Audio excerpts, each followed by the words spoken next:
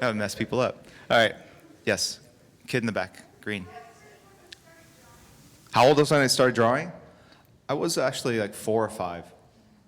I was born in Korea, and I remember my first art lesson was a woman that would work in oil pastels, and so with oil pastels you work from light to dark, and so we take like a yellow pastel crayon and then do the underdrawing or with blue, and then go with darker and darker colors, finally till you got to your purples and blacks. And so that's the first lesson, that I remember. I'm sure now it's a memory of a memory, and then I just drew all the time. So even when I was in high school, I would draw, or in grade school I would draw on pieces of paper, sort of absentmindedly doodling during class. And one time, I think it was like 3rd grade, I was drawing Nightwing, right, from the Defenders. This substitute teacher came over, and she would normally just take paper and throw it away, and she grabbed it out of my hands, and she was about to crumple it up, and she looked at it, and then she liked it, and then she hung it up on her wall, and it pissed me off because she didn't pay me anything for it. And so it's like, to this day I hate substitute teachers.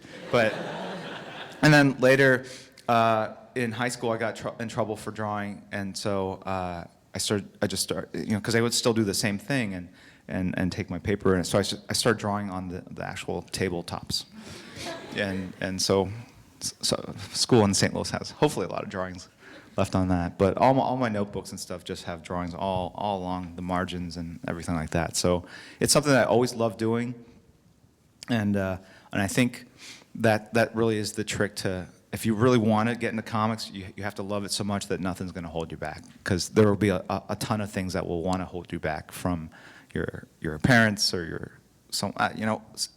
anything and everything will get in your way, and you have to sort of look beyond that. My parents, they sent me to a prep school for high school with the intent that I would go to this fancy college, and so I went to the fancy college, and they spent, at least $65,000 to put me through this college, and because they wanted me to become a doctor. My dad was a doctor, and they came to America actually just so that I would have the American dream, that I could have a different life than they had, and that I would go to college and sort of follow in his footsteps. He was the first one in his family to go to college.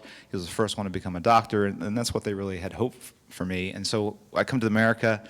I go to a very nice prep school. I go to one of the top universities in the country, and then I graduate and say, you know what, I just want to draw superheroes. And you can imagine, like, they weren't too happy about it. And it was a struggle. And so it's not just people telling you not to. It's a tremendous amount of guilt that you might feel.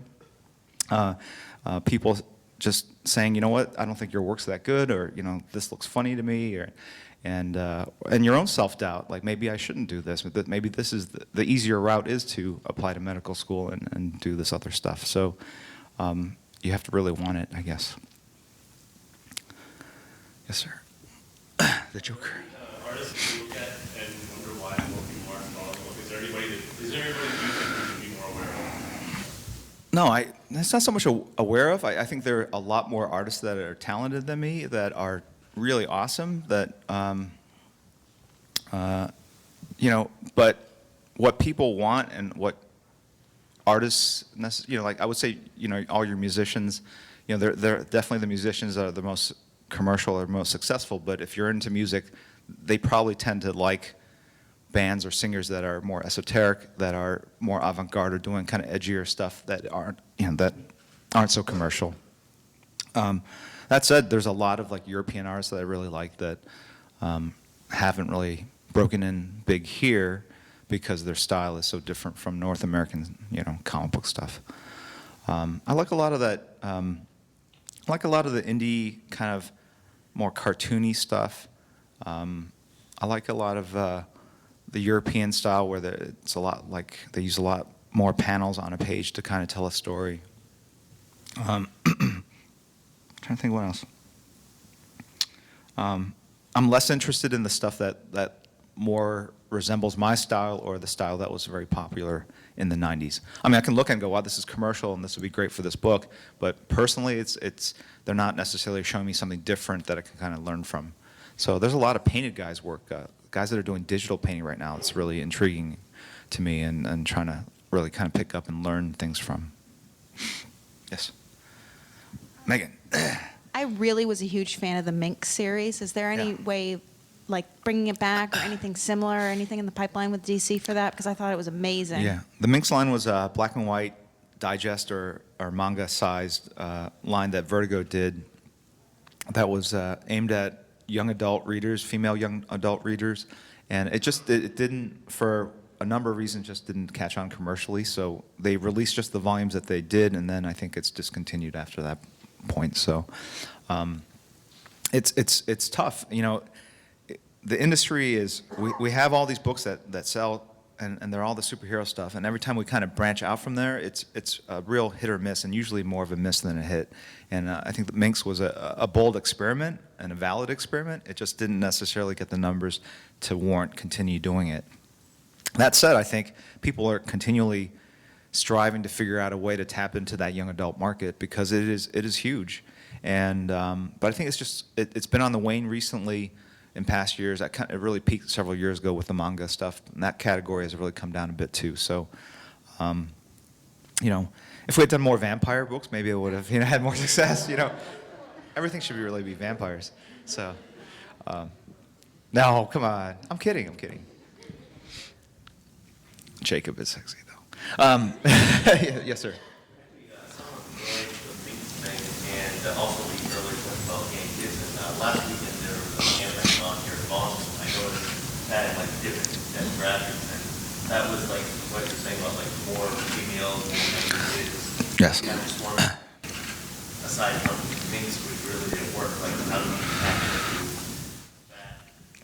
Vampires. I was being semi-serious. Seriously, you know, vampires are so hot, and I know everyone associates it with Twilight, but there's others. I mean, True Blood is a great series, and there's Vampire Diaries for younger people and stuff like that. And I'm not saying just vampires. Like, it's more from the standpoint of there's always going to be something that's kind of trendy or hot, pirates, zombies, whatever.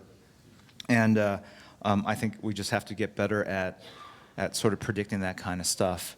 And you know, it's funny you were talking about, they had an anime show here or something like that? Yeah, so I actually go to those. My daughters were really, they're into that stuff. A couple of them are really into cosplaying, so they make their own costumes and all that stuff, and I take them to these shows, and like, everyone's all dressed up, and I go, oh, these guys are freaks. But that's probably how a normal person feels when they come to a comic book convention.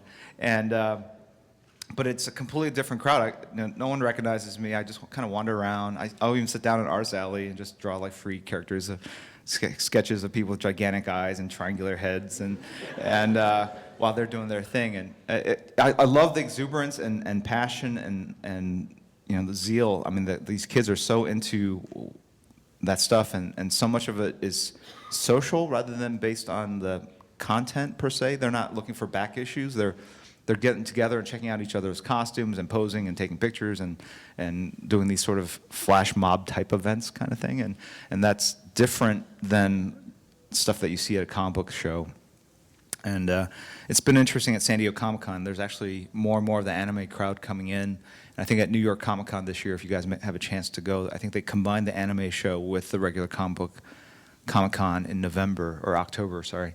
And it should be interesting to see how those two things mix. It's last thing I'll say is that on the subject of vampires, at the San Diego Comic-Con, all these people are down on the fans that wait for the Twilight panels and how they clog up the hallways and they're there at 4 in the morning. And I don't understand. Like, I'm happy that they are there. I love people that are, you know, just blindly obsessive about crazy crap, and I think we need more of those people, and I welcome them, and you know what, maybe some of those people will graduate and develop and realize there's something more to life than that, and find other things, you know. So